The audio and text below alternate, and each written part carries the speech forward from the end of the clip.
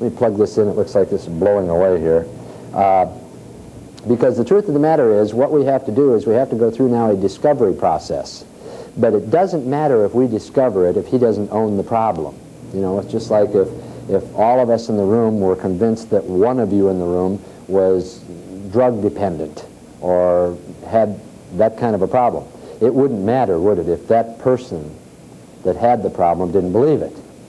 Right? And he'll do nothing about it.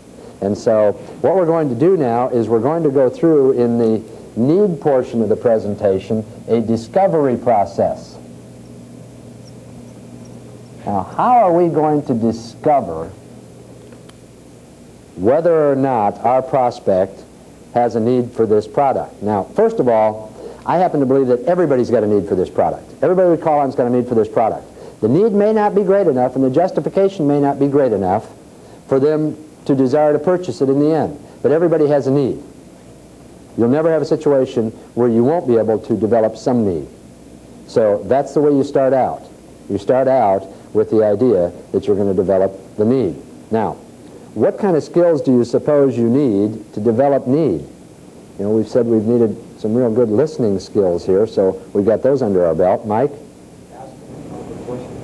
Questioning skills. That's absolutely right.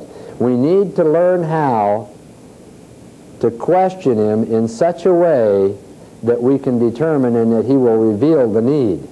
Now, how often do you get into situations where the prospect actually tries to disguise the need? That's still the sales resistance type of thing. We do know if he tries to disguise the need that we haven't done as good a job here as we should have, and so now we're testing our process as we go through. All right, if he's very open, he's really talking, all right, we've done our proper job, we've established areas of commonality, he feels comfortable with us, we're both golfers, or we're both fishermen, or Jane Palmer will give you her idea of how she's comfortable with building rapport in the front end this afternoon. There are different methods for doing it, but we must establish that we're concerned and we're interested in them, and we're trying to determine how we might be able to help them. Let's go to the next portion of the presentation with the idea that we need some questioning skills.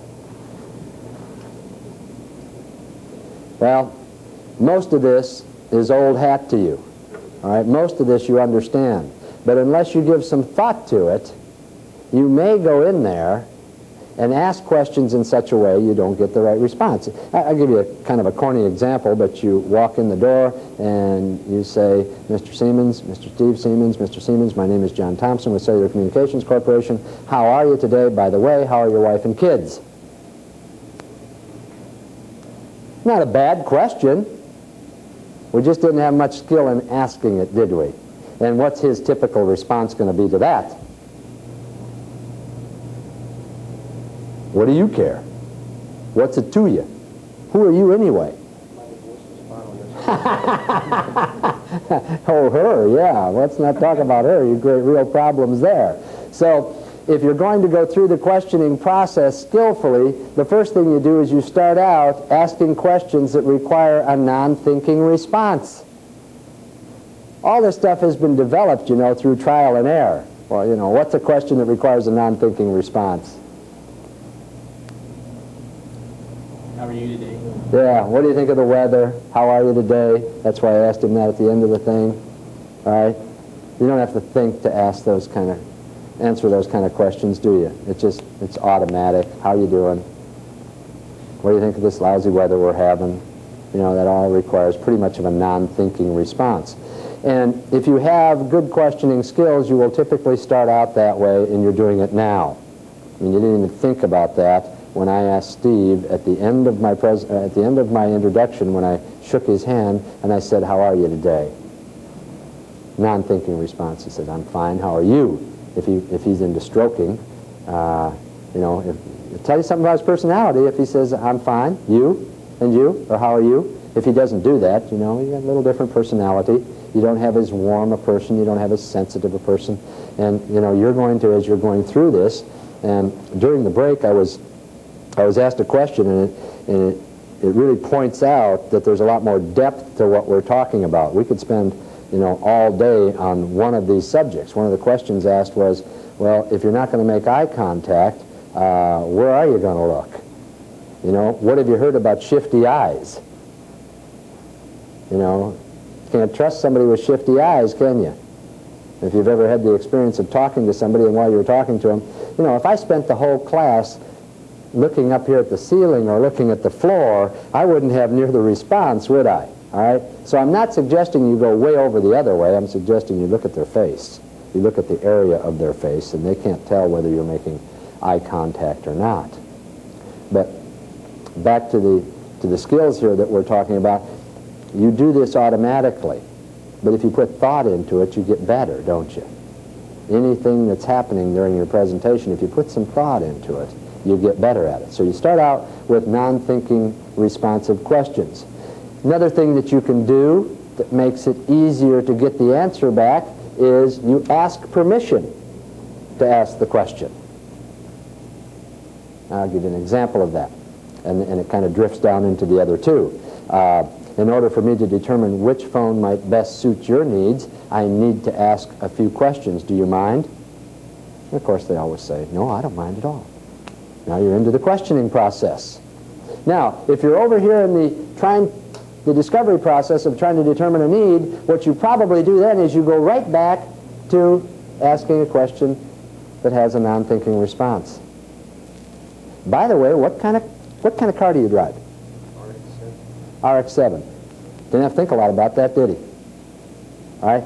It's part of the process here of discovering a need, and it's the beginning part of this right here. I ask something, non-thinking response, and I'm into my need development. All right?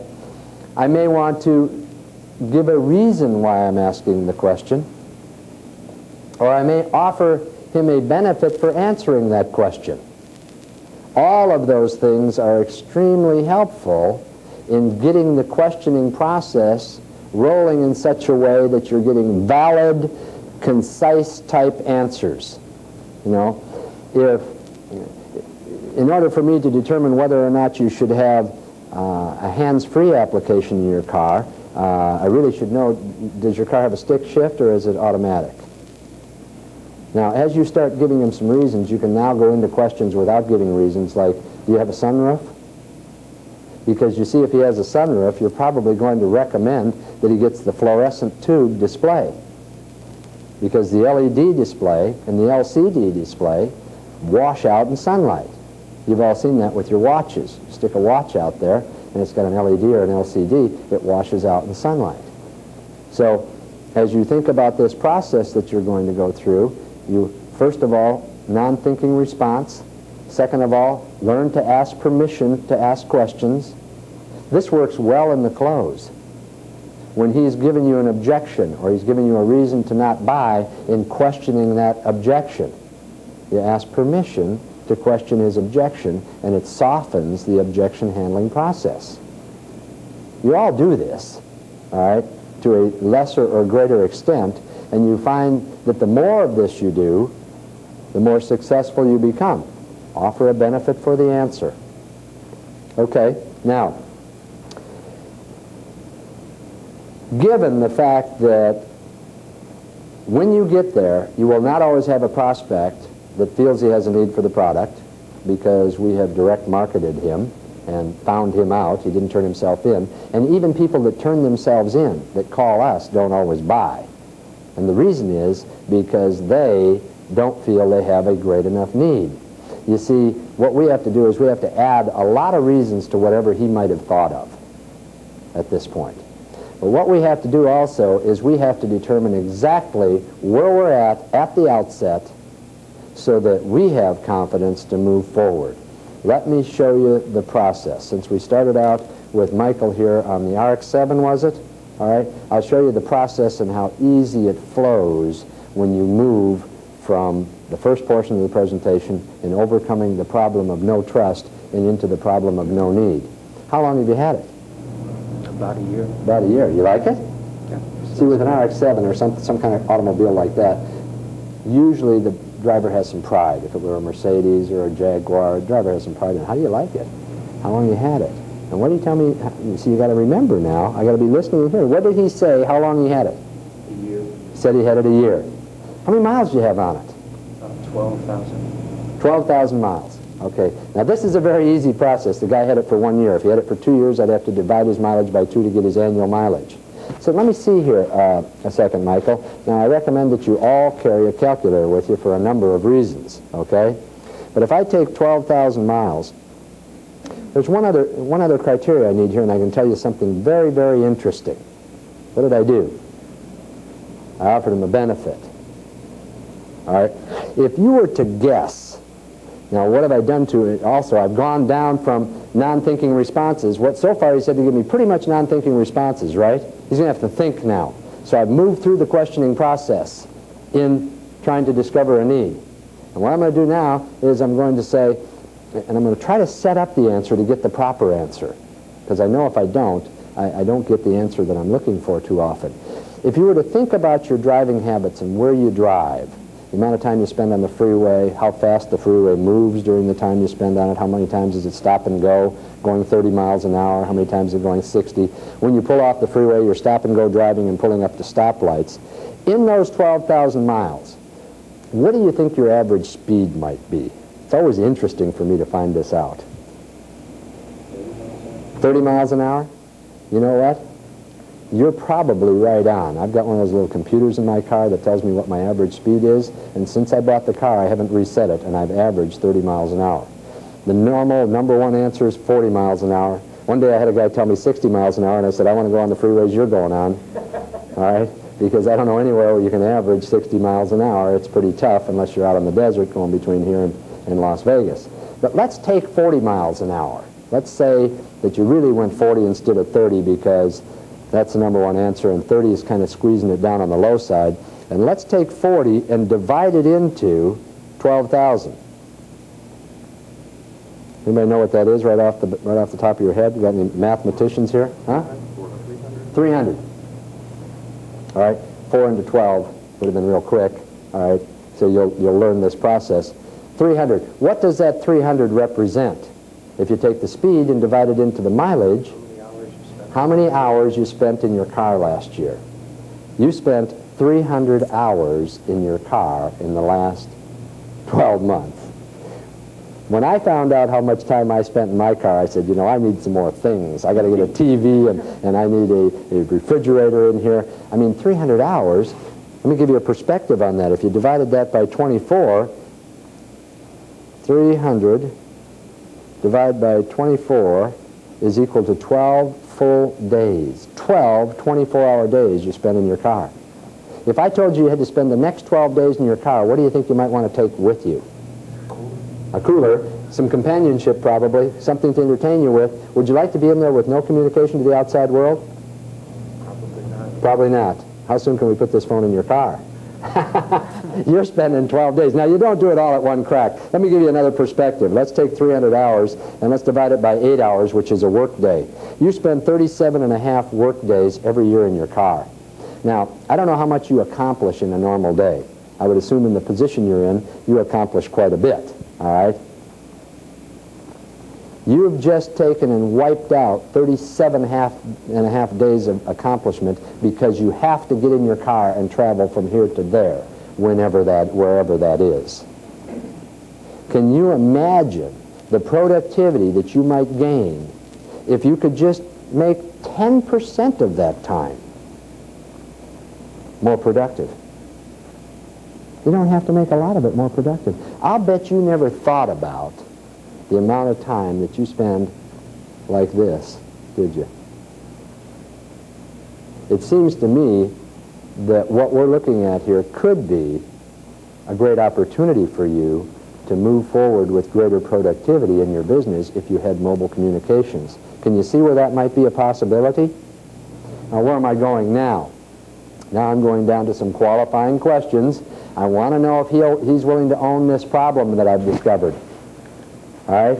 Now I'm going to develop that problem as things go on here. But what I've done here is I've discovered it. All right? Now I want him to take ownership. It's not my problem, it's his problem. All right? And I want to develop it.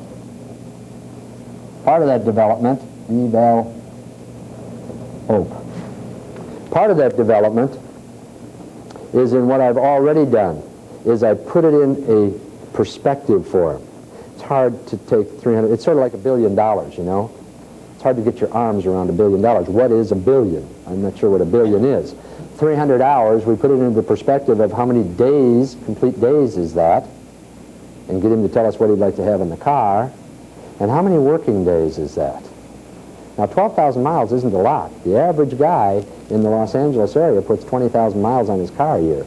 You run into people that put 30 and 40 on there. I mean, you've really got this guy boiled in oil. I mean, he's out there putting 24,000 miles on a year. You already know now he puts 600 hours a year in his car. All right, he puts 72 working days in his car, more than 2 months. You'll find we get into the presentation that we describe this, all right, and we make this much more graphic for him so that he understands. Now we can get to talking about, and when Jane gets into her presentation this afternoon, you'll find we get into talking about how might he use that time to be more productive. Developing the need. You're beginning to see the process, you're beginning to see how this thing moves step by step in overcoming the obstacles to the sale. Now, here's where most salespeople begin to run into problems, okay? You trust me, I'm calling on my brother-in-law, or it's a referred lead, that's the easy one to build trust. You trust me, you need it bad, you got to have one, you ready to give me the order? Well, you're a tough buyer, you're shaking your head no, nobody else shaking their head no. Why aren't you ready to give me the order? In a lot of cases, first off, you haven't quoted any prices. They're going to not be sure it's the best Well, deal. wait a minute, you trust me? I wouldn't put you into a bad deal, would I? Well, I don't have as much trust as I thought I did. Let's assume complete trust. Now what? Now what are you going to say? Why aren't you ready to give me the order? You got to be ready to give me the order, aren't you? You trust me completely, huh? We need a little product knowledge to make an intelligent decision. You trust me. I went out with a guy by the name of Harry Drown one time, and we were selling, Harry was a great salesman. He was 64, 65 years old. He looked like a banker. First time he took me on a call with him, he was training me in the field. We were selling aluminum building supplies. He introduced himself as a junior salesman, which I thought was pretty good. Harry Drown actually asked the guy for an order, got the guy to commit, and the guy gave him the purchase order, and the guy said, wait a minute, Harry, what are you charging me for those? Harry said, don't worry about it, I'll treat you fair. That's trust. Let's assume we got that kind of trust.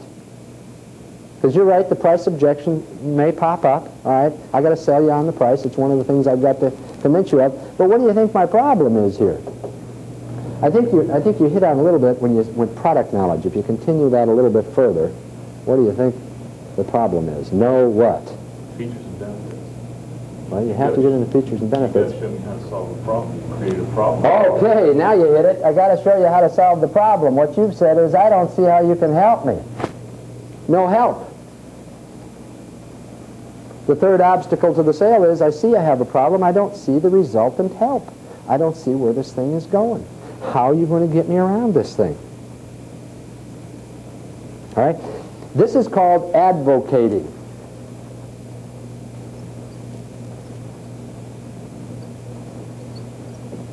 You know, it's one of those things of, what do you think I should do about it? You're the expert. Now you can really get into trouble. He'll boil you in oil here. You just start dictating to him the way you think it ought to be done. You need to keep your questioning skills in place. Don't lose your questioning skills. Don't lose your listening skills. You got to keep those things going for you. But you do have the next step. The next step in the scheme of things here is answering skills. How do you provide him now with the answers? All right? How do you advocate what should be done right now? Well, you notice there's nothing up there on answering skills. You guys better get busy. You got to come up with some now. What kind of skill is there to answering? How are you going to get him to understand that you have the best possible solution to his problem? You got a thought there, Jeff? How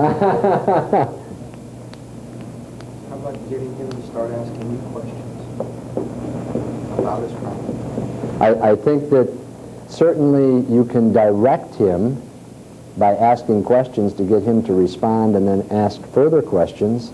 But there's a key to this, all right?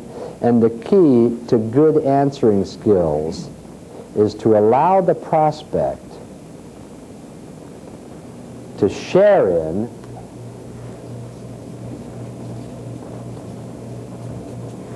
or be responsible for, if you're really good, because he wants to be, the decision.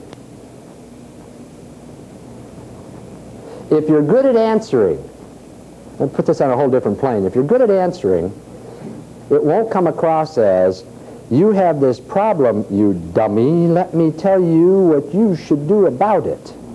It comes across as, well, tell me some more. Well, it looks to me like, based upon what you're telling me, that maybe we ought to look to go this direction. What do you think? And you say, yeah, that sounds like a good idea. However, maybe da-da-da-da-da-da-da. What are you doing? You're sharing in the decision. And in the end, you're responsible for making the decision. You're so smart, Mike, you solved your own problem. Aren't you glad we discovered this today? Well, you really knew you had it, you just didn't know how bad it was. And aren't you glad that we went ahead and discovered a problem? And now we've been able to determine the solution. This makes selling easy. Now the problem is it's not this automatic. What happens in here is all kinds of psychological flim-flam goes on with the prospect, and he says some unreasonable things, and the reason for that is fear. You can't build enough trust over here because trust takes a long, long time to not have some fear in the end. By the way, one of the buying motives, and the buying motives are all universal, one of the buying motives is fear of failure. Well, that fear of failure is what keeps people many times from making a decision. What if I go ahead and put a phone in my car and it goes wrong? What if it doesn't do what he says it'll do? What if it won't? You really have to involve him in this, and the more involved you get him, the more he shares in the solution, the more he's responsible for the solution. If he says it, he believes it, doesn't he?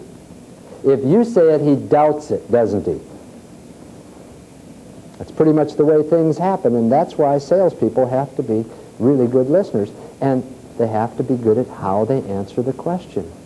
You don't want to come across as overbearing, pompous, I've got the solution, I'm sure glad I discovered this, you dumb idiot, because if I didn't discover this, you'd really be in trouble. He wants to buy from somebody that makes him feel good about the discovery of the problem and the solution to the problem. Now, as we move on across here, we get into more and more trouble, it seems. You trust me, you need the product, you see my solution as the single, if I've done it all right, best solution to the problem. Are you ready to now purchase my product from me? Anybody say no? You say no. Anybody say yes? So Steve wants to be the tough one this time. I've purchased the concept, but I haven't purchased your product. In other words, you've convinced me that I have a need and you have a solution, but we're still only halfway there as far as I'm concerned. But I've convinced you I got the single best solution. I mean, you're actually saying in your own mind, John, I really appreciate your coming by today because you've been so honest and open with me, and you showed me where I can really achieve some productivity here that I didn't understand that I could get, and I am absolutely going to buy a phone from you. I'm going to buy it from your company. I wouldn't buy it from anybody else, and I'm buying this phone. I wouldn't buy anything else, and I think your price is right. Now, is he ready to buy? I'm getting yes from almost everybody, and you haven't overcome the fourth obstacle. This is where we really run into trouble. What does the guy say? He says, I'm going to buy from you. Don't worry about it, Steve. I'm going to buy. You're getting the message here. Huh? I asked my wife. These doggone people, they've always got something just when we think we got them. There's no hurry. I'll buy from you. Call me back next week. Call me back after Christmas. Call me back after the kids get out of school. Call me back after Memorial Day, right after Easter weekend. You know, they use these excuses. I mean, they've learned them. I don't know where their class is being taught today. I wish we could sit in on it because it's a pretty good one. The Easter is perfect. I mean, we will hear over and over again this week, I've got relatives coming in from out of town. I mean, I'm so harried right now. I'm so busy. I really don't have time to do anything. You know, it sounds awful good. Get a hold of me next week. As soon as my relatives are out of town, we'll go ahead and do something.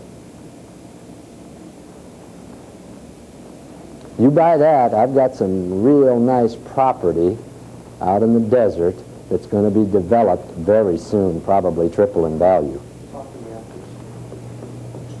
Talk to me after the Easter vacation. Kids are home from school this week. I got to go pick up my kids. I mean, they just go on and on and on selling you on this, okay? Because you've got to overcome this obstacle. You've got to convince him that there are reasons why he should make this decision on a timely basis. All right? Now, what we do is we offer an incentive in the close. As a matter of fact, we have a closing proposition. And the closing proposition says that if you will do something for us today, we will do something for you in return. This is a real closing proposition. There are real reasons for this, and we explain these reasons to him. All right? Let me tell you what the incentive is, and let me tell you how you present the incentive. Incentive. Let's spell it right. By the way, I hope you haven't seen too many words spelled wrong. I do this all the time up here. I just write the way I think it should go, and then I look at it later during break, and I say, that isn't the way that word is spelled. If we go out and call on people, I want you to see the logic in this. We go out and call on people, and we offer them no incentive. Why shouldn't they wait till tomorrow or next week? I mean, unless they're desperate, unless they've really got some serious problems, and I got to have somebody call me tomorrow, you know, type of thing, why shouldn't they wait? There's no logic. They may as well. I agree. You ought to wait. All right? Take your time. Make the decision. Sleep on it. I just love it when people tell me I need to sleep on it. I say, I know what you mean. I make some of my best decisions in my sleep, too.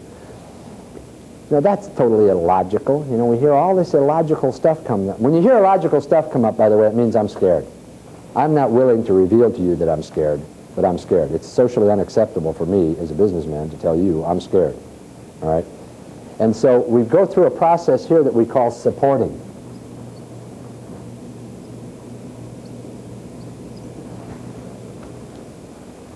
We're very supportive of where we're at now and the decision. Now, if our company found out a long time ago that if we go out there and we don't offer any special incentives, only a small percentage of the people buy the first time we speak to them. All right? That created a couple of problems for us. We figured we could solve this problem by offering an incentive, and it worked. Let me tell you how this thing came about. What we found out was that our representatives had to be back talking to that same person again next week or the next day or whatever, which meant he couldn't be out talking to a new prospect. He's spending twice as much time with this prospect means it runs our marketing cost up, right? If it runs our marketing cost up, we have to mark the product up higher to cover the marketing cost, right? We're less competitive, all right? Does that make sense to you? You see how that works? This is the same way you present this to the prospect. The other problem that we found was that people would call us back and purchase from us, but some weeks 30 people would call us, some weeks 50 people would call us, and some weeks 10 people would call us. Now, we run a full-service company, and we need to have installers there and technicians there ready to respond.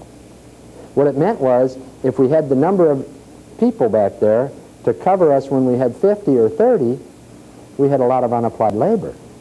In other words, there were times that they were sweeping the floor. All right? They're washing the windows. Two problems there. It cost us a lot of money. We've got to raise, again, the cost of our product. And the second problem is they don't like it. Technicians don't like to sweep floors. Technicians don't like to be janitors. So it's hard to keep good help by doing that. We found out by offering an incentive, a high percentage of the people would take advantage. Now, you may not take advantage of the incentive, but a high percentage of the people took advantage of the incentive, allowed us to schedule the job at our convenience, which cut out our unapplied labor. Our representatives didn't have to go back and call on them again, reduced our marketing costs, makes us very competitive in the marketplace, and we can offer you the best value for the dollar. Now, the way we pass this incentive on to you is, we're going to give you a check to to pay for your first 2 months' access charges. Now, in the Los Angeles area, and for people that are in Houston and wherever you happen to be watching this videotape from, you have different dollar amounts, but in the Los Angeles area, it's $45 a month. Now, you present that to the customer in this way. You say, we're going to pay your first 2 months' access charges if you'll allow us to schedule the job at our convenience. All right? And I'll give you a couple of days so it won't be inconvenient. I'll give you some choices. All right? That comes to $90. It's not all the money in the world, all right, but it'll buy you a nice lunch. All right? And it's not the reason to buy a phone, certainly, but it is a pretty good reason to not throw away almost $100 today and put it in your pocket. Now, in order for me to do that, all right, this being Friday, I would say, you know, if it's a lease, because I'll have discussed how he might want to get into this if he were to do it, lease or purchase. If it's a lease, I'd schedule it for Tuesday, give us a day to get the lease approved. Let's say when I left the office, we had openings in our schedule on Tuesday or Wednesday. Which day would be best for you? And that's the first close always. The closing proposition, and then the first close is, which day would be best for you? If he gives you a day, you say, would morning or afternoon be better for you? Easy decisions to make, isn't it? All right, simple decisions to make. He gives you that, you book it. You've got an order. All right, a percentage of the time that'll happen. A much higher percentage of the time, what'll he do? You say, in order for me to do that, I have to schedule it for either Tuesday or Wednesday. Which day would be most convenient for you? What do you think the normal response is? I'll have to look at it and give you a call. Let me check my schedule. Check my schedule. That's an easy one to overcome. What did you say? Check my schedule and I'll give you a call. Check my schedule. Okay, that's an easy one. Oh, everybody said check schedule. No, they're not that easy on you. They say, well, wait a minute. I don't think I'm ready to do anything right now. I don't think I'm ready to do anything today. Check the schedule would be fine, because what I would do with that is I'd say, okay, I'll tell you what I'm going to do.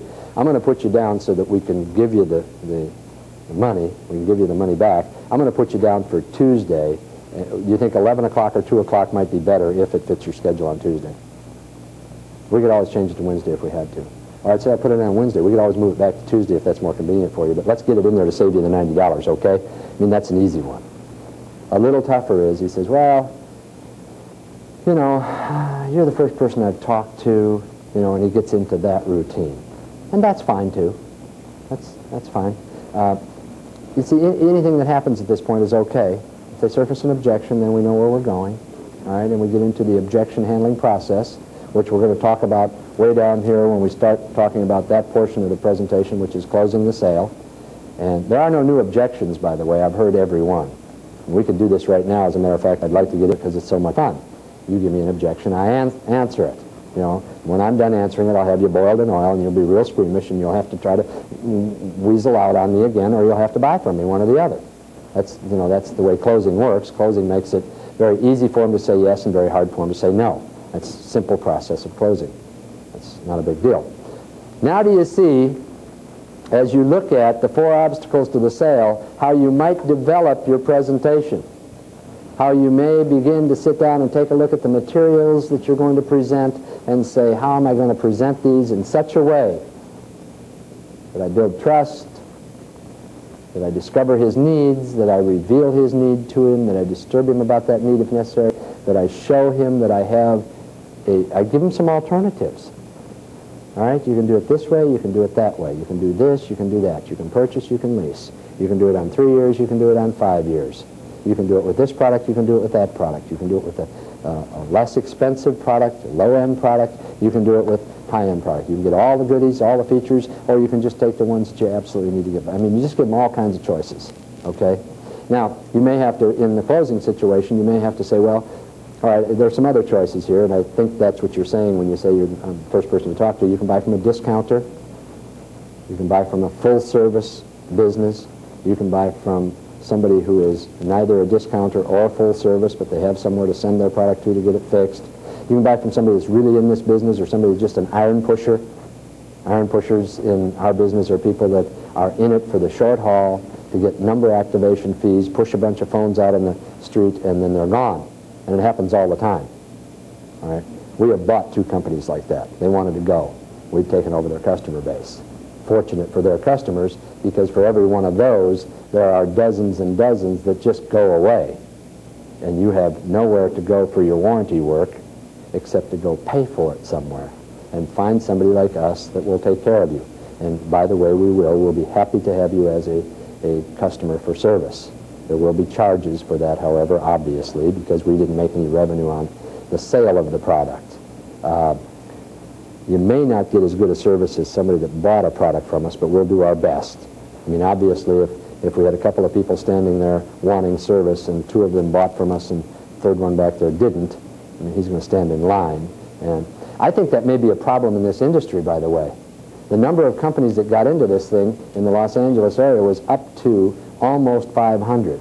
As those begin to go away, more and more and more, and it's down under 400 now, it'll get down under 200, it'll get down to what the market can support, which is probably about 50. What happens to all those customers? The 50 aren't going to have the capability of handling them. So people will start up service companies, all kinds of things will happen. You will be what we call in the industry an orphan if you're in that situation. All right? You're supporting his decision to go ahead and go the direction that you have discovered with him you should go anyway. All right, let's go to the second theory of motivation in selling. The second theory of motivation in selling is called the AIDA theory. This is fairly universal, can be used in many, many businesses and is today, and the AIDA theory is primarily used in insurance. Anybody here sold insurance? No insurance salesman. Okay, so you're probably not, you sold insurance at one time? Then you may have some familiarity with the AIDA theory. They call it different things, but basically it says that you must get the prospect's attention. All right, we didn't dwell on that here, but the way you get his attention is by what? How do you get somebody's attention? Come on, guys. How did I introduce myself? Ask the question. Call him by name. Asking questions will get his attention, obviously, too. But you call somebody, if you're walking across the parking lot out here and somebody shouts your name, you will turn around immediately. It's the best way to get your attention. They whistle, you might, all right, or you might think they're calling their dog. So if you want to get somebody's attention, you call them by name. Once you've got their attention, you must build their interest. Once you've got them interested, you must create desire. And once you have created desire, you must motivate to action. The simple process of the AIDA theory of selling. All right? I don't want to spend a lot of time in this area because we spent a lot of time here, but do you see anything that looks a lot different than what's up on top? Do you see that maybe there's a hole in here? Maybe even a couple. Did I ever talk about getting him interested up here? I talked about discovering his need, and we assumed that would interest him, didn't we? But it's kind of a hole in this theory in the presentation. We should have a means of immediately generating interest. Up here I said nothing about creating desire. How do you create desire? So here's a couple of holes. We talked a lot about how do you motivate to action. You offer an incentive. All right? How do you get his attention? You discover his needs. You ask him questions, or you call him by name. You ask him questions, all kinds of stuff. How do you think we might get him interested? Let me put this in red because it's very important. How would I get you interested in hearing more about my product? What might I offer you? I might offer some visual aids. What would those visual aids contain? What are you looking for? What do you want out of this product?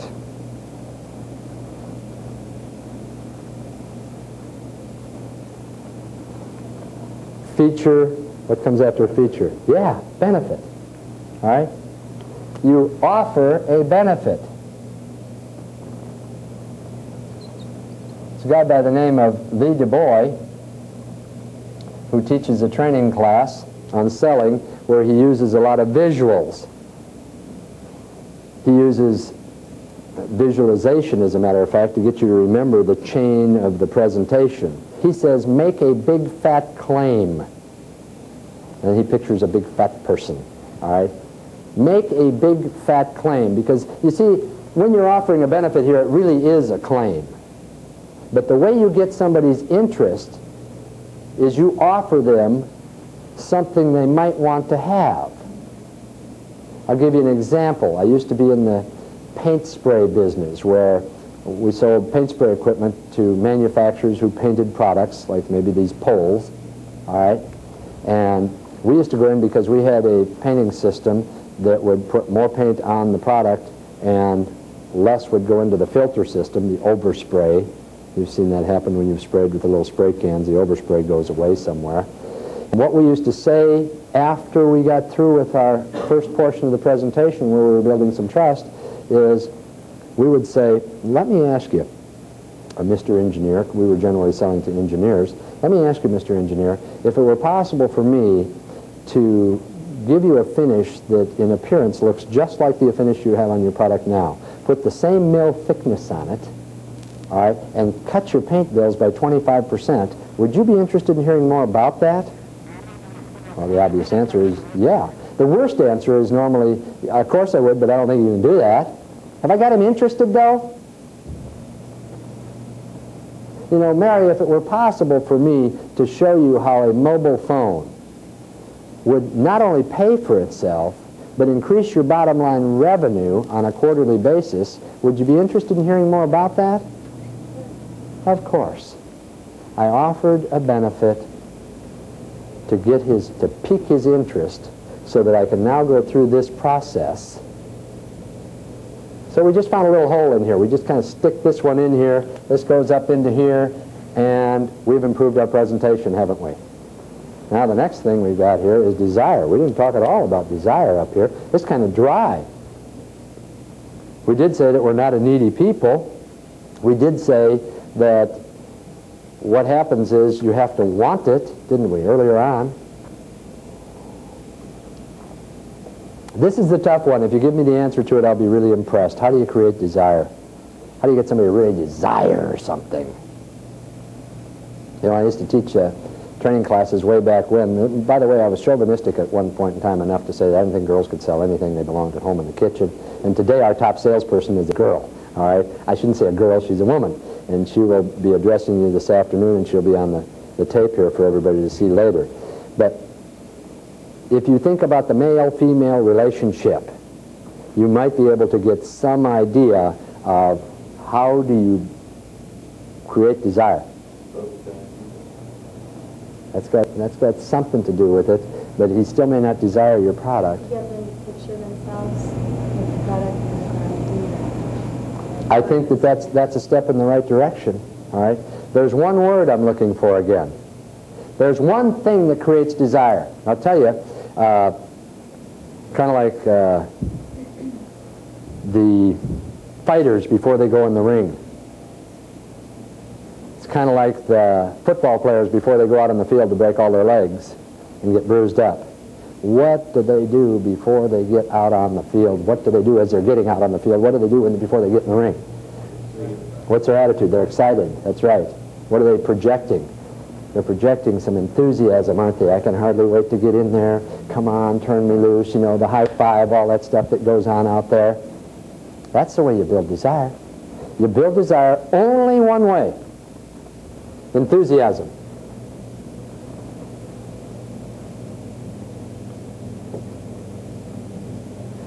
I'll give you a little for instance on that. There was a guy by the name of Betcher, wrote a book on selling. I see some smiles. You've probably heard of the guy. He was a professional baseball player. Wrote a rather successful book on selling, I might add. Became a quite successful salesperson, I might add.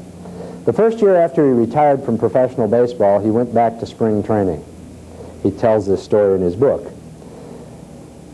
Kind of fun to go back and see all the guys again, see your old manager again. The old manager said, you know, after practice, Paul, how you doing? He said, well, you know, I'm doing okay. It was obvious he wasn't doing okay. He said, well, tell me a little bit about it, about what you're doing. He said, well, I'm selling insurance. All right, and I do this and I do that. And calling people, and I have to get on the phone every day. And he said, Paul, let me give you an idea. All right? To give you this idea, let's go back in your baseball career. He said, you know, you weren't the most talented player that ever played the game. Certainly you weren't the most talented player that ever played for me. He said, but you were the spark plug of the team. You were Johnny Hustle, sort of the Pete Rose type, run to first base, out there in the field going all the time. He said it was your enthusiasm that kept you in the major leagues as long as you were there. If your attitude had been different, you had no chance of playing. We kept you around a lot because you were a spark plug. Another thing was you'd get so excited you'd do things you weren't capable of doing. He said, why don't you use that in your new career? Why don't you go out there and say, I'm going to do some things I don't think I'm capable of doing. I'm going to get excited about this. Is your product worth a damn? He said, oh yeah, I've got a good product. You work for a good company? Oh yeah, I work for a good. Why aren't you excited about that? How do you expect your prospects to get excited about it if you're not excited about it? Get fired up. I'll tell you something. I want you to, the next time when you're feeling down and you're feeling bad and you say, I haven't felt much worse than this in a long time, maybe even you're sick, all right, you do this. Boy, I can feel the adrenaline. Lucky none of you guys want to fight. I can feel the adrenaline pumping. You can't feel bad if you act good. It's very hard. You see, it's hard to control feelings. It's really hard to control the way you feel. Sometimes you just feel down, you don't know why. Just like, get up in the morning, it's just, somebody does something to you, just have a fight with your wife, your girlfriend. You start acting enthusiastic, and all of a sudden you start feeling better. So what you've got to do is you've got to do what Betcher did. You've got to go in there and you have to act this part of enthusiasm. And that's spelled wrong, but I'm not going to change it. You got to get enthusiastic about what you're doing. You got to get excited about what you're doing. You got to be able to. Paul said, I felt like a fool. He said, I went out there and I started talking to this guy. And he said, the next thing I knew, I was on the other side of the desk with him. And I was next to him. I was saying, what do you think of this? Isn't this something? Have you ever seen a program like this? Aren't you excited about what this is going to do for your family? I'll bet your family is going to be so proud of you that you did it. Boom, da boom, da boom.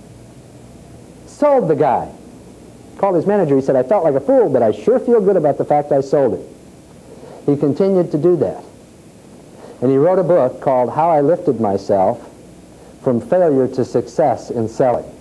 And it all revolved around enthusiasm. He didn't have better product knowledge. He didn't have a lot more skill. He just was excited and enthusiastic about what you're doing. You've got to get excited about what you're doing. I said earlier today that if I can get you to do one thing and one thing only, remember that? Now I'm going to say if I can get you to do a second thing along with that. Forget everything else. Forget everything I'm going to say the rest of the day. Forget everything I said from the point I left, no trust, and get enthusiastic about what you're doing, and you'll go out and do a good job for your customers. You don't, and you won't do a good job for your customers. You won't help them solve their problems because they won't believe the solution. They've got to believe that you believe. I'll tell you, I've walked out of businesses where I've made a presentation on a product and he didn't believe what I said. And that will happen to you in your selling career. But he, by golly, better believe you believe it. Because the second they think you don't believe it, you'll never convince anybody. So you need to get enthusiastic. You need to figure out a way. You need to figure out a way before you go out on that first lead. You need to figure out a way when you're in there on that first lead to get excited about what you're doing. Now, you can use this process on yourself, you see. Offer yourself a benefit. I can remember when I said to myself, I'm going to set this goal, and when I set this goal, I'm going to go out and buy myself a brand new Cadillac Brome d'Elegance with the little foot things in the back seat that's like a limo. I'm going to get one of those if I reach this goal. Now, you think I'm not enthusiastic about that next call I'm going on? You think I'm not enthusiastic about that goal? All right? And I'm not even a big car nut. All right? I'm not even big on cars. I think cars are to get from one place to another. But I rode around in this one time. I said, gee, this is a good feeling. I kind of like this. This is all right. All right? I always kind of wanted a convertible. When I was in high school, one of my friends' brother had a convertible. We used to ride around and I said, that's pretty nice. So I moved to Cincinnati. I said, I think I'd like to get a convertible. Well, what do I have to do to get a convertible? Well, I offered the benefit of the convertible, and I said, here's my goal. When I reach this goal, I'm going to buy myself that pretty white Oldsmobile convertible that I looked at, and I visualized that thing. See, there's got to be something in it for you to get excited, all right? You got to want to win the game. You got to be able to win the fight. You know, I can understand these guys getting excited. They're going to go in there and pound on each other. I mean, can you imagine having to go in the ring with Marvin Hagler? You better get some enthusiasm. You better get excited, because if you don't, he's going to kill you. He'll probably kill you anyway. But at least you can get up enough enthusiasm, enough excitement. You say, when he kills me, assuming that I come back to life a few hours later, I'm going to have made $1 million. All right, that's some incentive. That's some enthusiasm. You use the process to sell yourself, too, because you see, the first sale you got to make is yourself. If you don't believe in this product, you don't believe in the product you're selling, then you're not a salesman, you're a con man. You'll use all the same techniques, but you don't believe it's going to deliver the value to the customer. You see, the whole process revolves around the old I'm okay, you're okay again. You go out there and you make this prospect better off. And by virtue of the fact that he's better off, you'll be better off. But he's got to be better off first. And if he won't be better off, you walk out of there, and that's it. You're done. You find somebody else that you can make better off. And if you do that, things will work quite well for you. All right. This is a theory, as I said, that's used in the insurance business. The next theory of motivation in selling is called the need satisfaction theory. Any of you sell business machines? Anybody work for any of the business machine companies? President of our company, Mike Nasco, worked for Burroughs Corporation for 20 years, was in the business machine business. What they teach in the business machine business, and Xerox has a tremendous program that revolves around this, is something called the need satisfaction theory. Need satisfaction theory says that you must discover a need. They've left something off the front end, didn't they? Nothing new, is it? We said up here, we got to go through the discovery process. We got to discover a need. Not too much new there, all right? Then they said you've got to show him the need. We said he's got to own it, didn't we? You have to reveal it to him. You have to show it to him. He has to understand that he has this need.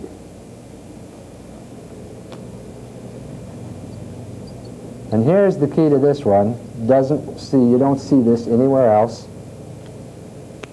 You have to disturb him about it. Because he might say, yeah, I understand I spend 300 hours a year in the car. I understand that's 37 working days. You know, I understand that's 12 24-hour days. So what? Yeah, I understand I could make some more money. I understand. You got to get him disturbed about it. What disturbs him? You got to find, now sometimes he'll be disturbed immediately. You say, 300 hours? I never thought about that. Holy smokes, that's a lot of wasted time. We could multiply that over the number of years that you're going to live and show you the number of years you will spend in your automobile between now and the time you pass from this world. That's pretty scary, isn't it? That could be disturbing, couldn't it? So you've got to figure out how far. This doesn't all fit in a line here now, all right? That's kind of the opposite. If you disturb him, he'll have greater desire, won't he? If you disturb him and you're enthusiastic about the solution, he'll have greater desire, won't he? But you've got to figure out how far do I have to go to get this guy disturbed. Is he disturbed by the fact that he spends this many working days? Is he disturbed by the fact that he spends this many full days? Is he disturbed about the financial loss? Is he disturbed about the fact his competitors are getting a greater market share? Is he concerned about the fact that his prospects are buying from someone else? Is he concerned about the fact that he has to work such long hours, that he's day and night? What is he, see, you keep going down, you see the process? You keep going, you keep going, you keep going, you find out is he disturbed by the fact he's got to work weekends? Is he disturbed about the fact he hasn't taken a vacation in 2 years? Here's your vacation time, man. You got it. Where did you want to go? Go! What's it take to disturb him? You keep going until you think, I got him. This guy's a little bit disturbed about this. All right? And then you motivate him to act. Back to action again. Okay, let's go into the next theory of selling right after we take a break.